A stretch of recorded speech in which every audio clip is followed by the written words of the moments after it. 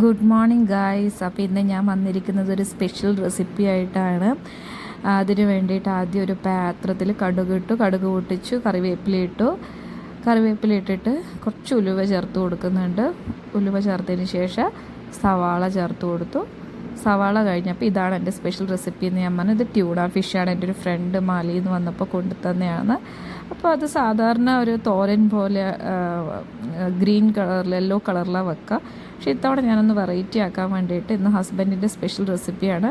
അതൊരു ഓയിലിട്ട് വെച്ച ട്യൂണയാണ്. അപ്പോൾ ആ ഓയിൽ കുറച്ച് അപ്ലൈ ചെയ്തിട്ട് ആ സവാളയിലോട്ട് ചേർത്തതിന് ശേഷം പച്ചമുളക്, വെളുത്തുള്ളി, ഇഞ്ചി ഇത്രയും ചേർത്തിട്ട് നന്നായിട്ട് വഴറ്റിയെടുത്തു.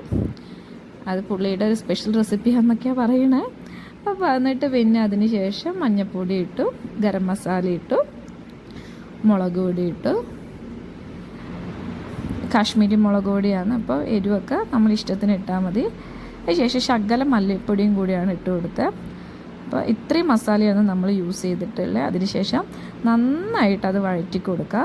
അതിനുശേഷം വീണ്ടും അത് ഡ്രൈ ആയപ്പോൾ കുറച്ചും കൂടെ ഓയിൽ അപ്ലൈ ചെയ്ത് കൊടുത്തു. അതിനുശേഷം തേങ്ങ ചിരവിയത് ഒരു കൈപ്പിടി, ഒരു ഇച്ചിരി ഇട്ട് കൊടുത്താൽ മതി. അത് ഇട്ട് കൊടുത്തു. അതിനുശേഷം നമ്മൾ ട്യൂണ അതിലോട്ട് ആഡ് ചെയ്തു.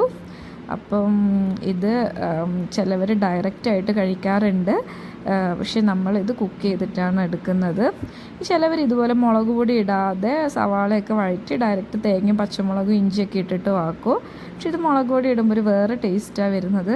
നമ്മളിപ്പം മലയാളികൾക്ക് ഇച്ചിരി സ്പൈസി ആണല്ലോ എപ്പോഴും ഇഷ്ടം. അതിനുശേഷം